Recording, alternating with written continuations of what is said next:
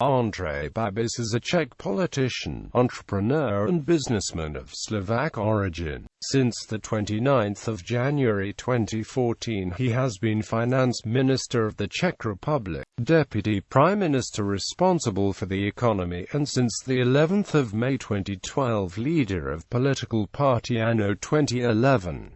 Babiš, the second richest man in the Czech Republic, is a former CEO and sole owner of the Agrofert group. Babiš is considered to be one of the most popular politicians in the Czech Republic. Early life and career. He was born on the 2nd of September 1954 in Bratislava, Czechoslovakia. His father, a diplomat and member of the Communist Party of Czechoslovakia, represented Czechoslovakia during negotiations with the GATT at Geneva and as a consultant at UN.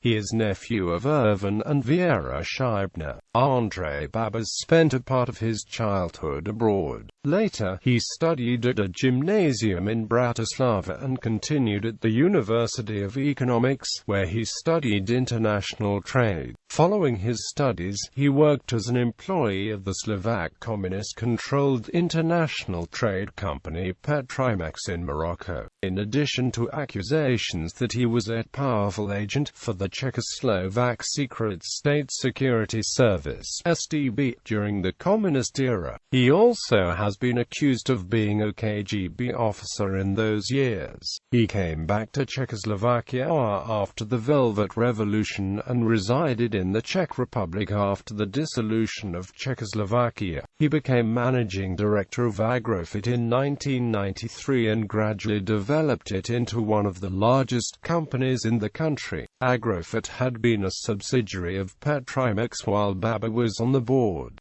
During his time on the board, Agrofert was quietly recapitalized by an obscure Swiss entity, OFI, which took control of Agrofert from Petrimex. Petrimex later fired Babiš and sued him, unsuccessfully, for allowing the firm's stake in Agrofert to be diluted. Soon thereafter, Babiš turned out to be the 100% owner of Agrofert. He originally focused his business activities mainly on agriculture, but in recent years he has acquired a large empire of media companies. This has brought him criticism from parties who believe he is amassing far too much power, since the media outlets he controls publish very sympathetic coverage of him. Agrofert. In January 1993 Babiš became managing director of newly established Petrimex's subsidiary Agrofert. He had suggested establishing Agrofert while he was a director at Petrimex, and he gradually assumed full control over the new company. The source of the initial financing for his takeover of Agrofert from Petrimex was still undisclosed as of the end of 2014. The company started as a wholesale and trading firm, but acquired various agricultural, food processing and chemical companies later. In 2011, Agrofert holding consists of more than 230 companies mainly in Czech Republic, Slovakia and Germany. It is the fourth largest company in the Czech Republic by revenue, with revenue exceeding 117 billion Czech korunas.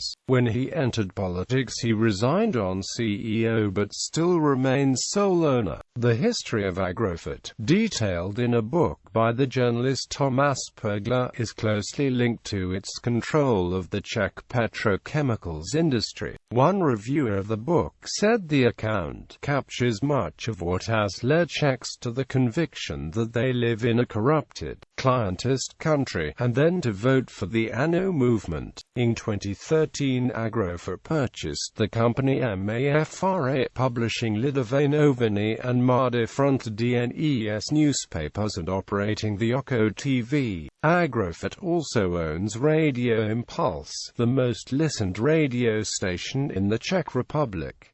Political activities. Babiš founded his party anno 2011 to fight corruption and other ills in the country's political system. Political scientists noted in 2014 that Czech democracy is in decline, and that Andrej Babiš is associated with that decline more than any other single person. His political motives have been questioned after his Agrofert purchased MAFRA, one of the largest and most influential publishing houses in the Czech Republic. The party contested in Czech legislative election held in October 2013 and finished as second strongest, gaining 47 seats in the Chamber of Deputies. The American political consulting firm Penn Schoenberland was credited with engineering the surprise victory. Babiš is the Minister of Finance in the coalition government of Social Democrats, ANO and Christian Democrats. Babiš has been linked closely to President Miloš Zeman since at least 2001, when Zeman was Prime Minister, and his business interests are alleged to have benefited from the association. In 2001, Zeman oversaw the sale of Unipetrol, a state-owned chemical company, to Babiš.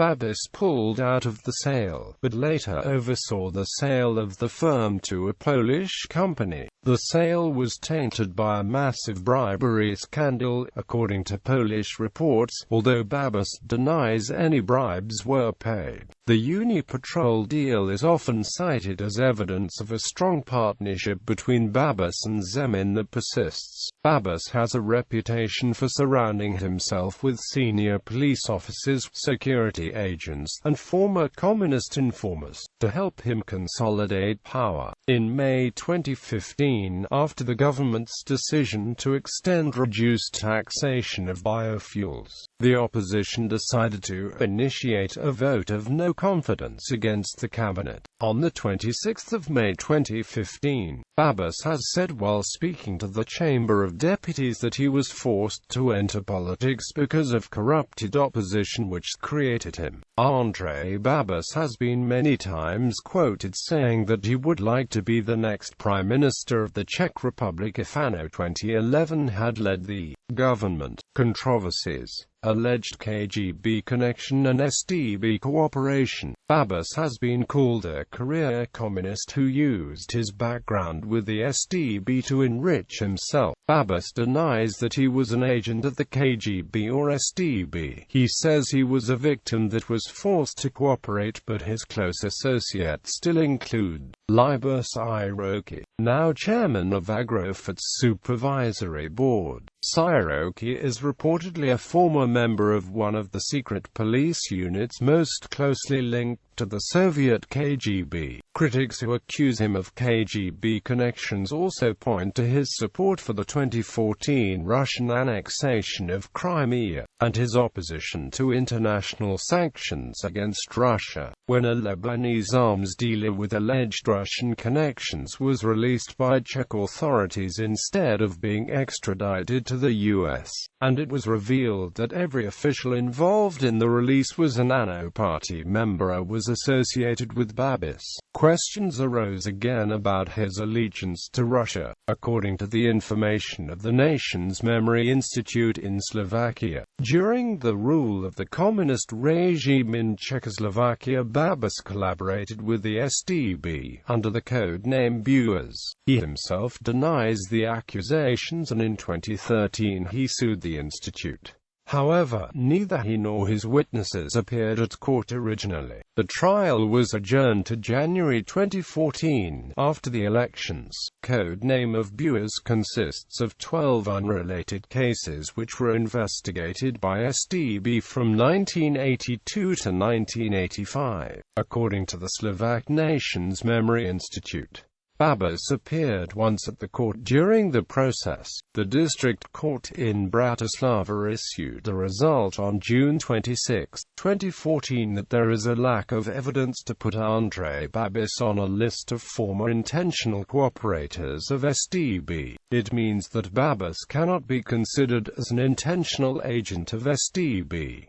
Nations Memory Institute announced it will appeal to higher court. On the 30th of June 2015, Bratislav's county court upheld the verdict. Opposition MP Miroslav Kalousek said it no longer matters what the Slovak Nations Memory Institute has to say about Babiš, because his behavior as a politician, and especially this tactic, has proven his STB training. In October 2015, Anne Applebaum, the Pulitzer Prize-winning journalist who specializes in Russian and Eastern European affairs, listed Babiš among several Eastern European leaders who are widely thought to be agents of influence for Putin's Russia. Writing in The Washington Post, she suggested that the old labels from Soviet communist days, such as useful idiots and fellow travelers, are no longer adequate to describe Babiš and his counterparts. To illustrate her point, she listed several quotes from each leader that sound very similar to each other and the talking points that were broadcast at the same time by official Russian news sources. Babiš responded to Applebaum by claiming in a letter to The Washington Post that he has no friends in Russia and is an American ally. A Washington, D.C.-based journalist challenged those claims by citing several examples of acts Babiš has taken that have furthered Russian policy goals. One example was a Czech government loan guarantee to a Russian company with a record of defaults, owned by a close friend of President Putin. Another example was the Czech Finance Ministry's elaborate procedure to keep racing the thoroughbred horses prized by Ramzan Kadyrov, president of Chechnya and close ally of Putin, even though he is under international sanctions. The final example was that Babiš had disclosed in 2007 that his firm, Agrofert, was negotiating to purchase gas, Agrofert's main feedstock, from the Czech subsidiary of Gazprom instead of its then current German supplier. In February 2016, on the day to remember the communist takeover in 1948, hundreds of protesters opposed to Babiš gathered in Wenceslas Square to warn that Babiš is, according to them, advancing an agenda that will take away Czech freedoms. They said that it is a quiet revolution happening in gradual steps, but that it is going to rob Czechs of our freedom. The Agrofert Yard affair. In February 2016, Prague was buzzing with the news that 5 Czech citizens, including an intelligence officer from military intelligence, had been kidnapped in Lebanon, supposedly while looking for a Czech cook who had been kidnapped in Libya. Within days, news came out that the 5 had been exchanged for the release by the Czechs of Agrofert Yard, a Lebanese arms trader with Ukrainian passport who had been held in Czech prison 18 months. Faryad had been arrested by Czechs in cooperation with a USD sting 18 months before. The U.S. government issued very strong condemnations of the decision to release Faryad rather than comply with a U.S. extradition order, and threatened that the affair would damage bilateral relations. Media sources called the detention of the 5 Czechs in Lebanon a staged kidnapping or a bungled intelligence operation, or both. Every official involved in the Faryad affair, the arrest, the imprisonment, ignoring the extradition order, the trip to Lebanon by military intelligence, Faryad's release, and the government explanation of the affair, was an official of ANO, appointed by an ANO minister, or publicly linked to Andrej Babiš. Forbes magazine published an article suggesting that the whole affair had been an operation by Russian intelligence agencies to prevent Faryad from falling into American hands, where he could have revealed secrets about the connections among Hezbollah, Russia and the drugs trade. The article named Babiš, along with ANO Defense Minister Stropnicky and Justice Minister Robert Pelikan, and called for an international investigation into Russian influence in NATO governments, and sanctions against any Czech official found to have conspired with terrorists. oligarchy, Babiš, Trump and Berlusconi. Babiš was also accused by the public and opposition for promoting his companies in government procurements. He also was the main reason why opposition parties ODS, Top 09 and Dawn decided to call on vote against the government of Prime Minister Bohuslav Sobotka, which was unsuccessful. Magazine Foreign Policy named him as Babisconi, which refers to his surname Babiš and surname of former Italian oligarchy Prime Minister Silvio Berlusconi. Known for his political and oligarchy scandals, Babiš replied that he is prepared to and will sue the magazine, but it was a threat he never carried out. The European edition of Politico compared Babiš to American businessman turned politician Donald Trump. In October 2015, Babiš rejected the comparison, contemptuously dismissing Trump as a failure, pointing to Trump's multiple bankruptcies. In March 2016, however, as Trump looked poised to win the Republican primary elections, Babiš wrote several complimentary comments about Trump, saying that the two are very much alike, since they both say politically incorrect things and both oppose immigration. When he was criticized for being complimentary, however, he reverted to criticizing Trump's bankruptcies, and said he really would like to vote for Michael Bloomberg as candidate for U.S. president. In August 2015, the Swiss weekly Lebdo published an article questioning why Czech oligarchs love to purchase the media outlets, and why they love Francophone Switzerland. The article focused heavily its attention on Babiš, and on his purchase of media outlets in the Czech Republic. The author pointed out that Babiš claimed to invest in MFD only for profits, but that he had no answer when told it was unprofitable investment. However, journalists for his papers are now seen as doing his work. Conflict of interests. He has been criticized by media and opposition politicians for his alleged conflict of interest as the Minister of Finance and owner of the companies subsidized by EU funding programs. During a visit to the Czech Republic in March 2014, the German member of the European Parliament Ingeborg Grassel expressed concerns that a person with such a massive personal financial interest and simultaneously a leading representative of a state cannot guarantee to the EU that its resources are properly distributed. A 2014 article in the political newspaper Politico expressed the situation in stark terms. The Czech Republic is now a paradox. A society disgusted with corruption has given huge power to a man whose business interests amount to the biggest conflict of interest in the country's post-1989 history. On 5 June 2015, a retired senior American intelligence officer published an opinion article using Babiš as an example of a corrupt politician with conflicts of interest and probable ties to Russia. In the article, he wondered whether the recent American government investigations into bribery and corruption in FIFA may herald a more aggressive attempt to investigate other corrupt practices. The article pointed out that several investigations were launched by a team of police and prosecutor, who have launched questionable cases that do not hold up in court.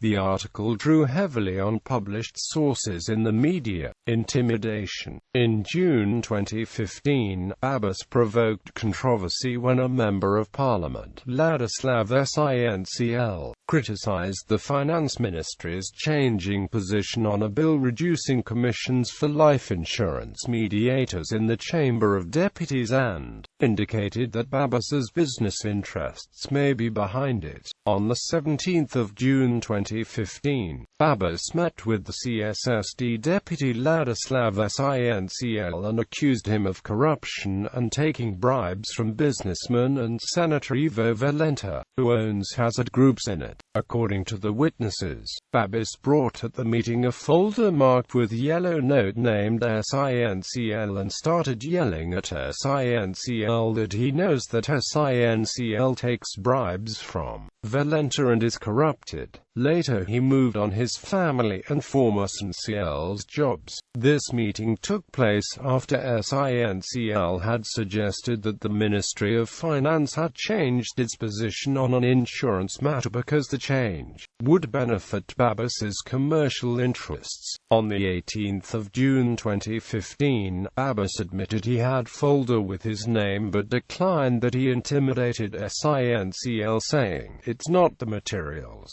It's articles from media. The media write lies. I just showed what media write. I think they do the job good. When I go on meeting, I prepare myself so I know with whom I negotiate." Babiš's coalition partners CSSD and KDU-CSL demanded an apology, but Babiš refused to do so and claimed that SNCL had lied about him in the parliament. Bohuslav Sobotka, Czech Prime Minister and the chairman of CSSD, called on a coalition meeting on the same day. SNCL said Babiš's tactic of reading potentially embarrassing facts about him from a file marked with his name was reminiscent of the tactics of the SDB. Miroslav Kalousk, the first deputy chairman of the opposition party TOP09, accused Babiš of using STB's practices.